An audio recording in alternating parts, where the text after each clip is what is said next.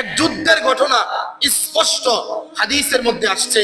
একবার মুসলমানরা একটা গোত্রের সাথে যুদ্ধ করছে, ওইখান থেকে অনেকগুলা কাফেরকে ধরে নিয়ে আসছে।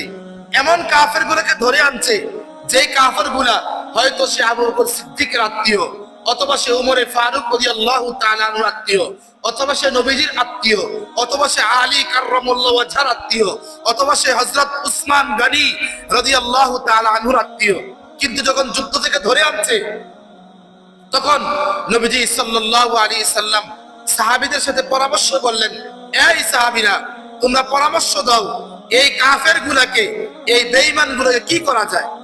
এদের কাছ থেকে আমরা মুক্তিপণ নিয়ে ছেড়ে দেব, এদেরকে হত্যা করব, কতল করব?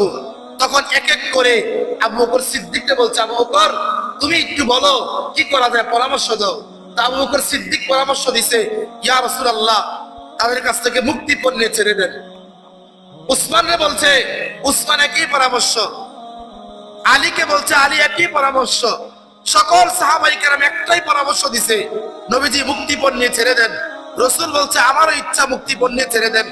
যাই হোক, সর্বশেষ পুরা খলিফাতুল মুসলিমিন ওমরে ফারুক রাদিয়াল্লাহু তাআলা আনহু বলছে, উমর, তুমি চুপচাপ আছো, তুমি পরামর্শ দাও। আজকে সকাল সকলে তো পরামর্শ দিয়েছে মুক্তিপণ নিয়ে ছেড়ে দেওয়ার জন্য, কি করা যায়? উমর রাদিয়াল্লাহু তাআলা আনহু বলছে, রাসূল, আমরা তো সকলে কঠিন মনে করি, একেবারে কঠিন মনে করে, কঠিনের চেয়ে কঠিন।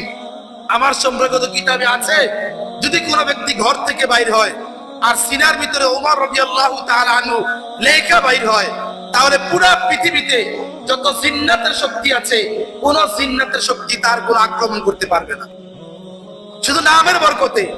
তো যেখানে উমর নিজে উপস্থিত, সেখানে কত কঠোর উমর। রাসূলকে বলছে, রাসূল, বেয়াদবি ক্ষমা করবেন, আমার সিদ্ধান্ত হলো নবীজি, যেই আত্মীয় আপনার কাফের বেঈমান, এদের সাথে এক সেকেন্ডের জন্য আপনি আপোষ হবেন না, এদেরকে আনেন, হাত পা গুলা বেঁধে এদেরকে হত্যা করেন।